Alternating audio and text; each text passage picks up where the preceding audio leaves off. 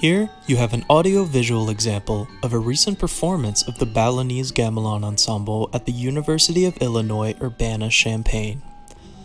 The University of Illinois' Gamelan Ensemble, a collective of both university students and local residents, has an extensive history with the institution that incorporates hours of both individual and group practice on a multitude of gamelan instruments and dance choreography.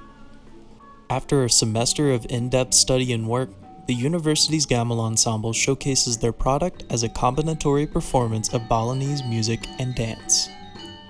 Although the practice and the performance of the university's local Gamelan Ensemble combines a valuable music-making process and strong community building within the Champaign-Urbana area, the recent events of COVID-19 have forced the group to eliminate all in-person meetings for the remainder of the spring 2020 semester.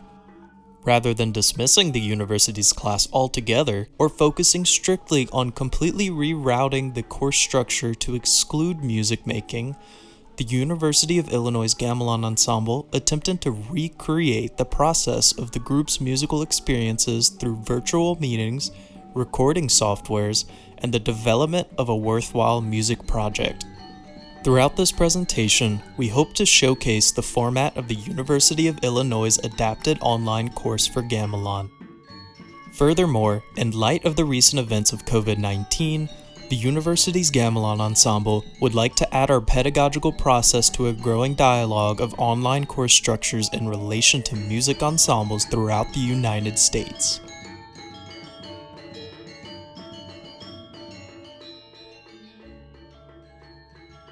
The hardest part of distance learning is the fact that Zoom calls don't synchronize audio between all users in the room. And that makes playing an ensemble very hard to do over Zoom. Our solution was having everyone individually upload their piece of the Ombak Segara and mix and compile these files to have a final piece. Learning gamelan from home completely changed my learning schedule. We used to have 2 rehearsals each week, and now we record our own part basically whenever we want. In short, under these unique circumstances, a lot of things definitely changed compared to before. But I learned many things that I would normally learn and experienced a lot of stuff that I probably will never experience again. Lastly, I want to thank Bapak, Tina, Michael, and every members in our student gamelans for all the efforts and great works.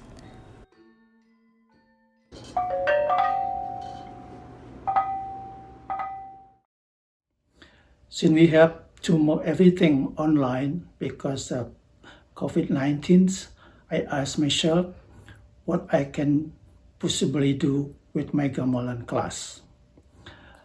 I get the answer not until Dr. Jeffrey Broussard, Director School of Music, who had a brainstorming session through Zoom meeting with all the instructor who teaches the ensemble class.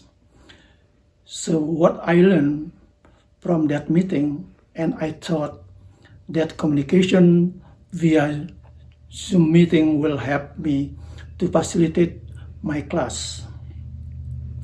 But wasn't as simple as I thought. How can my student access the gamelan or instrument? Can we do a practical lesson without the instruments?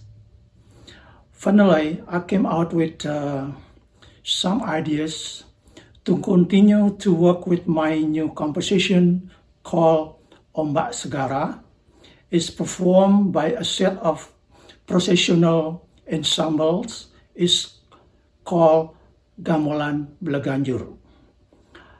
I assume that ensemble is quite practical to do so because each player needs to play one note on every single instrument, but need to be done by interplaying one another to make it a whole.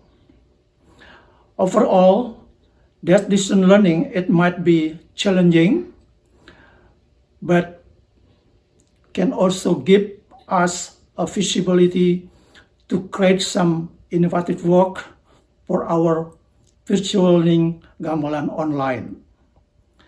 It is said there is not any problem that nothing to be solved. My original idea is to engage my student into closely enough to reality.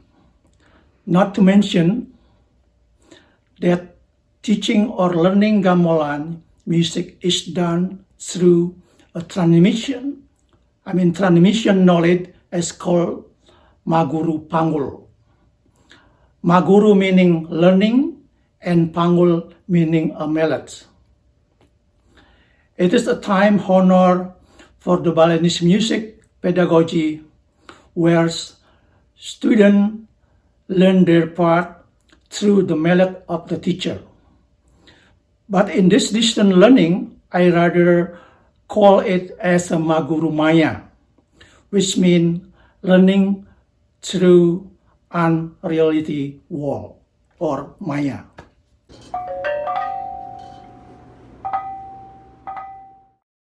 Our weekly structure for the Gamelan course incorporated 5 separate parts that promoted a system of collaboration between 3 entities: the instructor, the students, and the editor.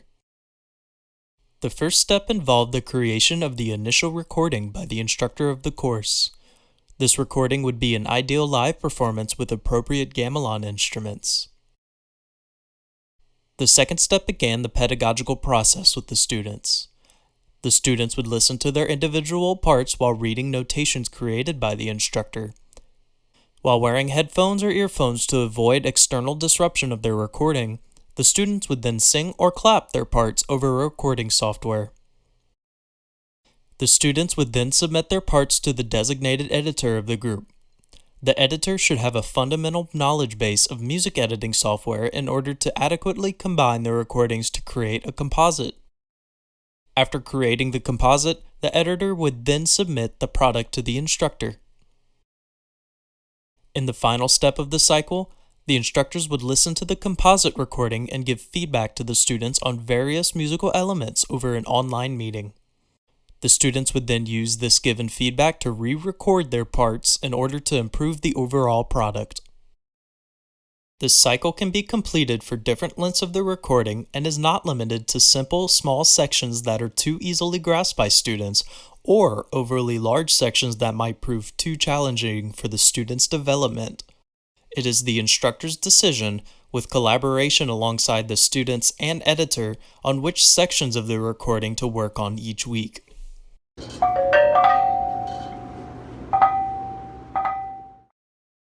So now we're going to move on to the editing portion of our Gamelan online process.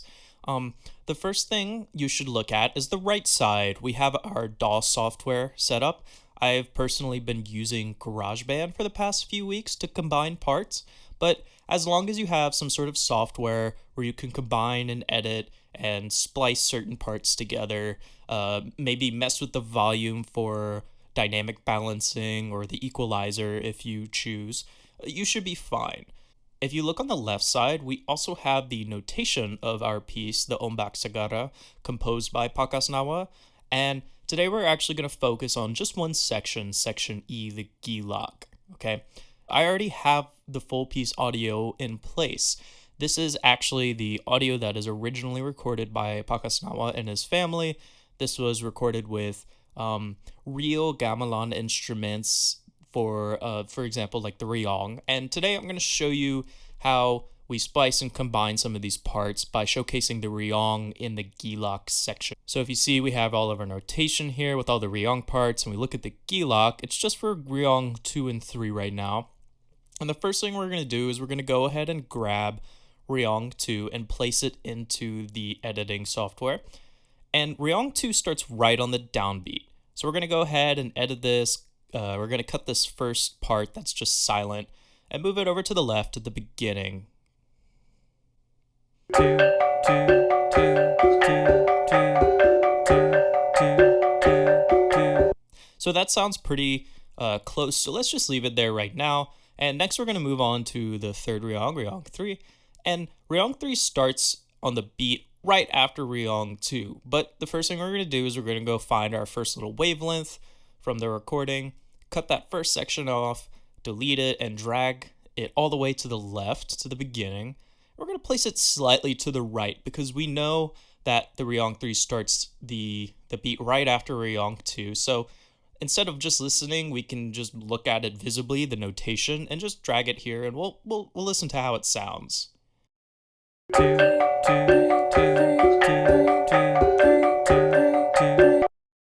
It's relatively close, so we're going to go ahead and move on and just keep adding parts. So next we're going to do Ryong 5, same process. We're also going to cut this, and Ryong 5, you can't see it in the notation, it's on another page. Ryong 5 starts right after Ryong 3 in the Gilak section, and we're also going to go ahead and grab Ryong 6, which Ryong 6, as well as Ryong 2, they both start right on the downbeat. So we'll go ahead and drag Ryong 6 back to the beginning, maybe slightly move it to the right for a more accurate composite, and let's see how all this sounds together.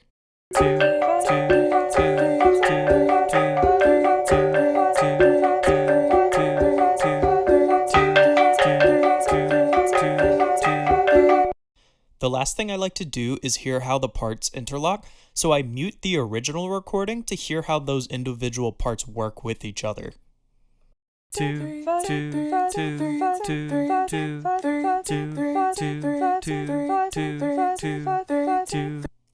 this was only one example, and it only used one section of the actual piece and only one instrumentation with the Ryong, part sung by 4 individual students.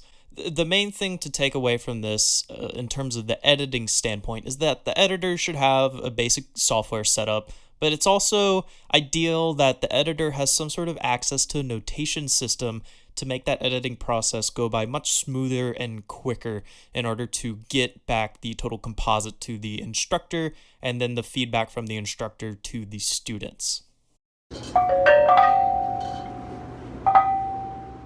So some things that I thought were beneficial about the process were being able to use the recording so that I could play my part over and over and over again and have the visual of Pak hitting the different bells along with what I was hearing as many times as I wanted to. And also being able to use the notated parts to learn what's happening, to connect what I'm listening to what I'm playing. I personally played the Chang Chang, which is like 2 tiny little cymbals.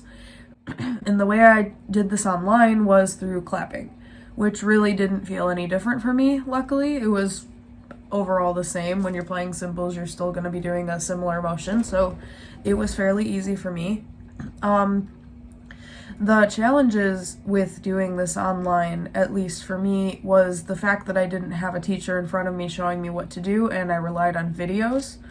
Normally when you're in gamelan, the teacher will come up, Pak Asnawa will come up to you and he will show you what he's doing, show you how he's doing it. I wish I could say that this experience was just different and we learned different things from it. I will say that it's just kind of worse than playing in person would have been.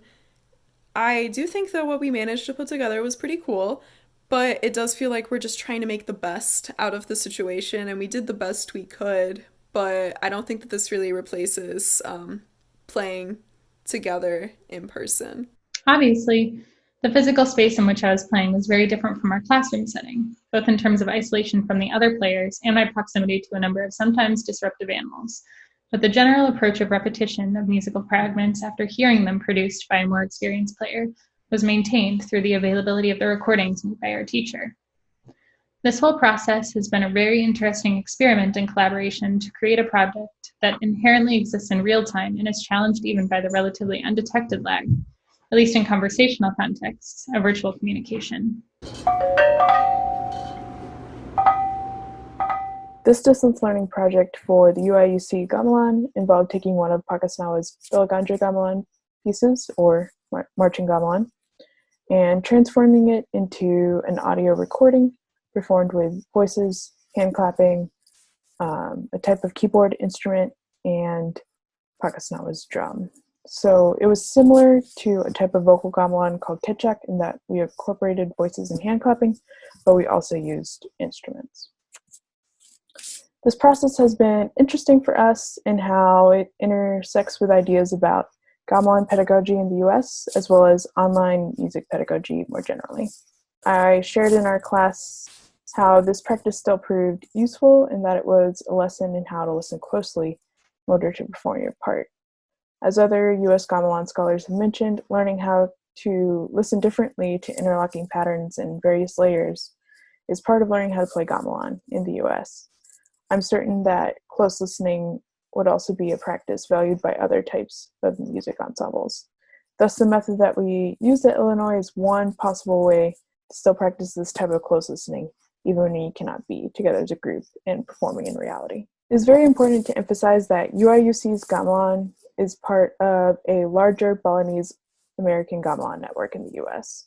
And thus, how we approach continuing to learn gamelan during a pandemic is just one of many ways that other US gamelan communities have approached this same challenge. Every gamelan community is going to approach performing and learning in a way that works best for their group, their own needs, their own goals. This was true before the pandemic, and it's certainly still true now during this crisis. Those of us in the UIUC Gamelan class thus hope to not only be in dialogue with these other Balinese Gamelan communities in the US, but also to offer this approach as one pedagogical resource that can be used by others if it works for them.